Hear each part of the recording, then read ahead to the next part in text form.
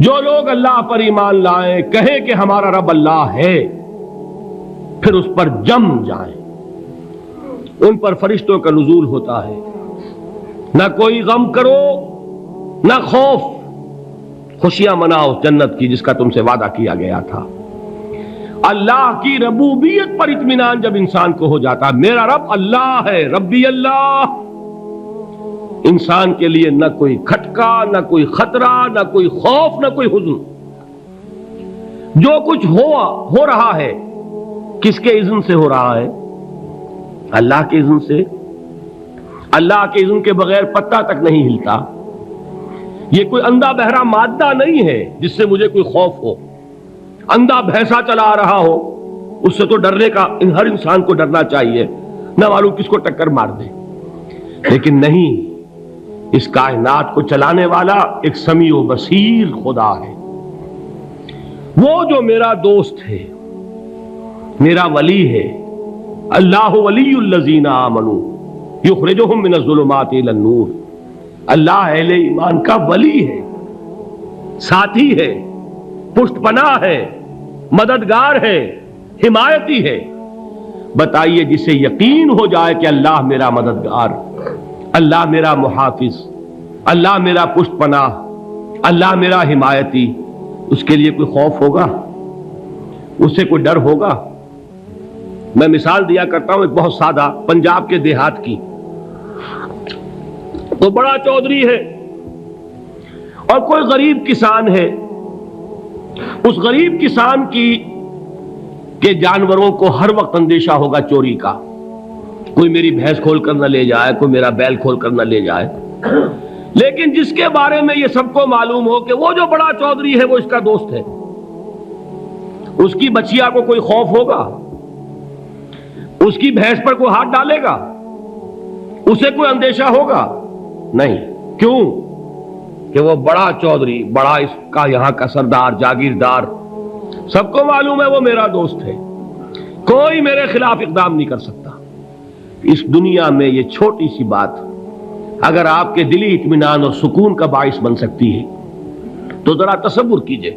میں لفظ تصور استعمال کروں گا صرف اس لیے کہ اس کا ہم جس کو کہتے ہیں ادراک اور شعور کر نہیں سکتے، اگر کے ساتھ کر سکتے۔ اگر یقین ہو کہ اللہ میرا مددگار اور یقین ہو کہ اللہ ہر آن میرے ساتھ ہے، پھر کوئی خوف، کس کا خوف؟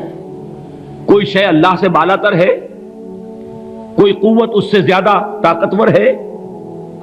کوئی اس کے ارادے کو بدلنے والا ہے؟ کوئی اس کی مشیت کے آڑے آنے والا ہے؟ یہی بات ہے جو حضور نے فرمائی۔ یہ ایمان کا حاصل ہے لب لباب، کہ دیکھو اچھی طرح اس بات کو ذہن نشین کر لو، اگر تمام انسان مل کر تمہیں کوئی نقصان پہنچانا چاہے نہیں پہنچا سکتے، مگر جو کچھ اللہ نے لکھ دیا ہو، اور تمام انسان مل کر تمہیں کوئی نفع پہنچانا چاہیں نہیں پہنچا سکتے، مگر وہ شے جو اللہ نے طے کر دی ہو۔ آپ پھر میں کہوں گا ذرا طاری کیجئے، اسے فرض کیجئے، اسے سوچئے۔ اگر اس حدیث پر ہمارا دل ٹھکا ہوا ہو تو کسی سے ڈر ہوگا؟ یہ مجھے نقصان نہ پہنچا دے، یہ میری رپورٹ خراب نہ کر دے، یہ میری انکریمنٹ نہ رکوا دے، یہ میرا یہ نہ بگاڑ دے، یہ میرا یہ نقصان نہ پہنچا دے۔ اس کا ڈر، اس کا ڈر، اس کا خوف، اس کی خوشامد، اس کے لیے جا کر طرح طرح سے اپنی عزت نفس کو ذلیل کروانا اس کے سامنے، یہ سب کچھ کیوں کرتا ہے انسان؟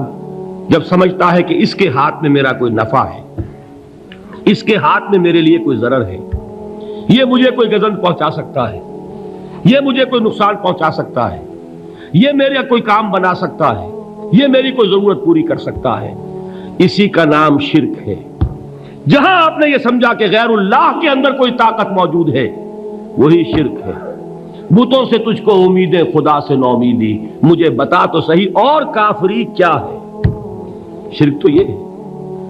جس پر بھی تمہیں یہ خیال ہے، کلمہ ہے یہ کلمہ سوم، لا حول ولا قوت الا باللہ، ذرا اس پر دل کو کبھی اگر آپ تصور کریں، پھر فرض کریں، دل ٹھک جائے، اس پر کوئی طاقت نہیں۔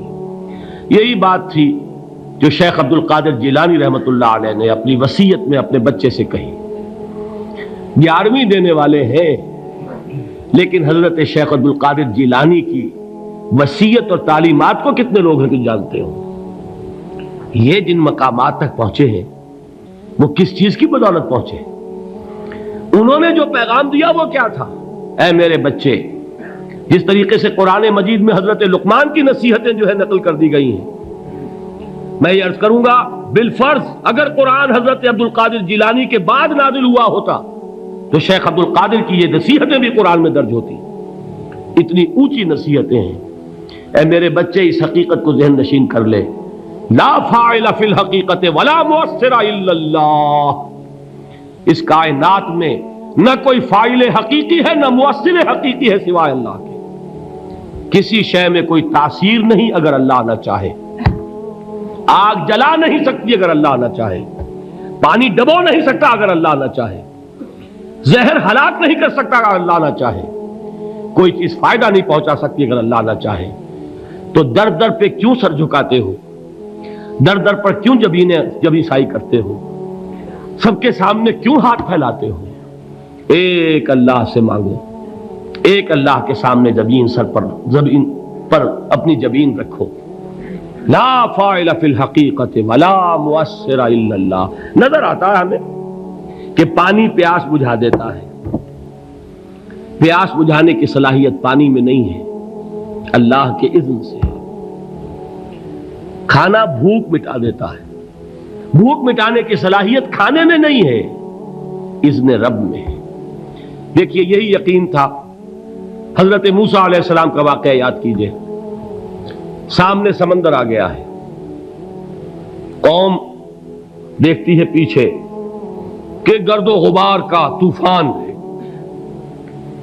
معلوم ہوا کہ فرعون اپنے لشکر سمیت آ گیا ہے. لشکر جب چلتا تھا تیز رفتاری کے ساتھ تو گرد و غبار کا جو طوفان اٹھتا تھا اس کا تصور کیجیے. اور لمحہ بلمحہ وہ قریب آ رہا ہے. پوری قوم نے کیا کہا؟ اے موسیٰ انا لمدرکون، اے موسیٰ ہم کو پکڑے گئے. قرآن مجید نے تو یہاں وہ باتیں نہیں لکھی ہیں، لیکن تورات میں یہ درج ہے کہ بنی اسرائیل جھگڑنے لگے، دست و گریبان ہو گئے موسیٰ کے ساتھ.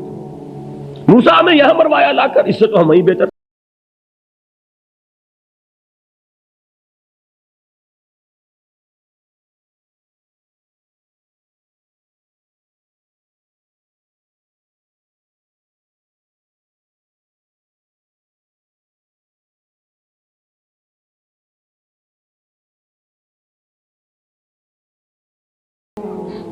نہ کوئی غم کرو نہ خوف، خوشیاں مناؤ جنت کی جس کا تم سے وعدہ کیا گیا تھا. اللہ کی ربوبیت پر اطمینان جب انسان کو ہو جاتا، میرا رب اللہ ہے، ربی اللہ، انسان کے لیے نہ کوئی کھٹکا، نہ کوئی خطرہ، نہ کوئی خوف، نہ کوئی حزن. جو کچھ ہو رہا ہے کس کے اذن سے ہو رہا ہے؟ اللہ کے اذن سے. اللہ کے اذن کے بغیر پتہ تک نہیں ہلتا. یہ کوئی اندھا بہرا مادہ نہیں ہے جس سے مجھے کوئی خوف ہو. اندھا بھینسا چلا آ رہا ہو اس سے تو ڈرنے کا ہر انسان کو ڈرنا چاہیے، نہ معلوم کس کو ٹکر مار دے. لیکن نہیں، اس کائنات کو چلانے والا ایک سمیع و بصیر خدا ہے. وہ جو میرا دوست ہے، میرا ولی ہے. اللہ ولی الذین آمنوا یخرجہم من الظلمات الی النور. اللہ اہل ایمان کا ولی ہے، ساتھی ہے، پشت پناہ ہے، مددگار ہے، حمایتی ہے. بتائیے جسے یقین ہو جائے کہ اللہ میرا مددگار، اللہ میرا محافظ، اللہ میرا پشت پناہ، اللہ میرا حمایتی، اس کے لیے کوئی خوف ہوگا؟ اس سے کوئی ڈر ہوگا؟ میں مثال دیا کرتا ہوں ایک بہت سادہ پنجاب کے دیہات کی. تو بڑا چودھری ہے اور کوئی غریب کسان ہے. اس غریب کسان کے جانوروں کو ہر وقت اندیشہ ہوگا چوری کا. کوئی میری بھینس کھول کر نہ لے جائے، کوئی میرا بیل کھول کر نہ لے جائے. لیکن جس کے بارے میں یہ سب کو معلوم ہو کہ وہ جو بڑا چودھری ہے وہ اس کا دوست ہے، اس کی بچیا کو کوئی خوف ہوگا؟ اس کی بھینس پر کوئی ہاتھ ڈالے گا؟ اسے کوئی اندیشہ ہوگا؟ نہیں۔ کیوں؟ کہ وہ بڑا چودھری، بڑا اس کا یہاں کا سردار، جاگیردار، سب کو معلوم ہے وہ میرا دوست ہے، کوئی میرے خلاف اقدام نہیں کر سکتا۔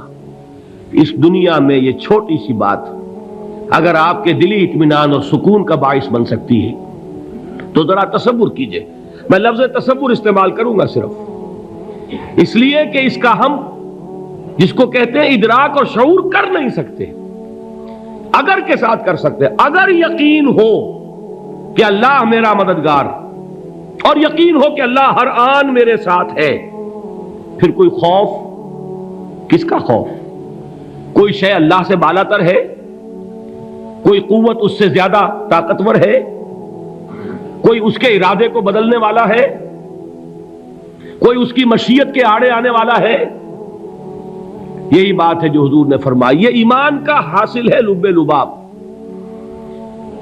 کہ دیکھو اچھی طرح اس بات کو ذہن نشین کر لو، اگر تمام انسان مل کر تمہیں کوئی نقصان پہنچانا چاہے نہیں پہنچا سکتے، مگر جو کچھ اللہ نے لکھ دیا ہو، اور تمام انسان مل کر تمہیں کوئی نفع پہنچانا چاہیں نہیں پہنچا سکتے، مگر وہ شے جو اللہ نے طے کر دی ہو۔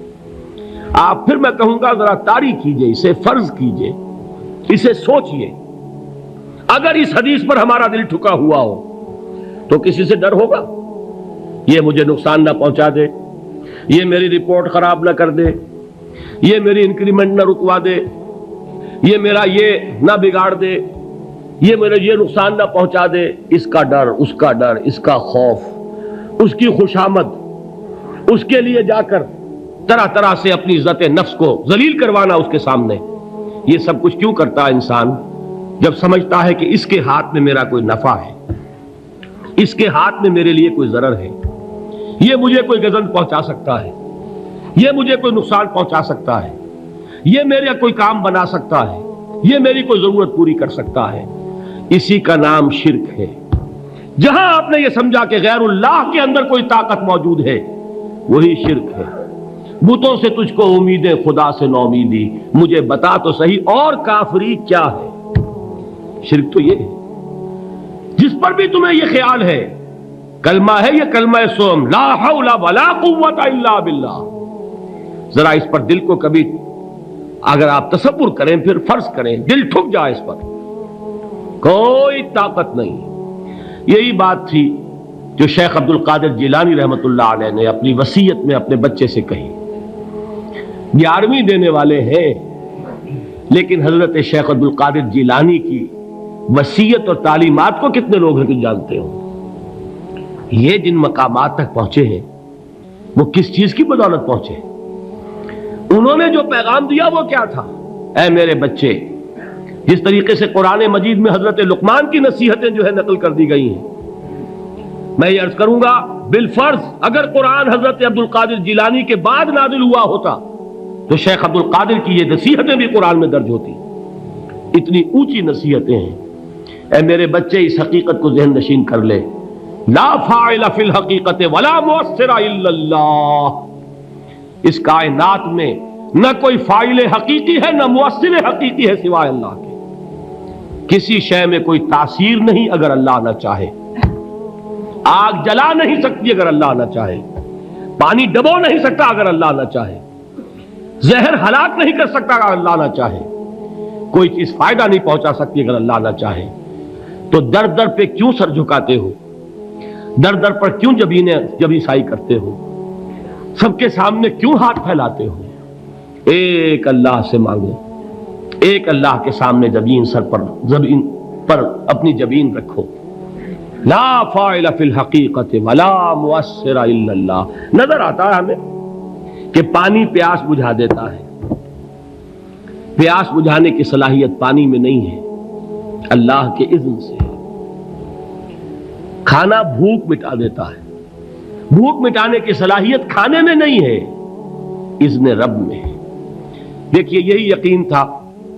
حضرت موسیٰ علیہ السلام کا واقعہ یاد کیجئے، سامنے سمندر آ گیا ہے، قوم دیکھتی ہے پیچھے کہ گرد و غبار کا طوفان ہے، معلوم ہوا کہ فرعون اپنے لشکر سمیت آ گیا ہے. لشکر جب چلتا تھا تیز رفتاری کے ساتھ تو گرد و غبار کا جو طوفان اٹھتا تھا اس کا تصور کیجیے. اور لمحہ بلمحہ وہ قریب آ رہا ہے.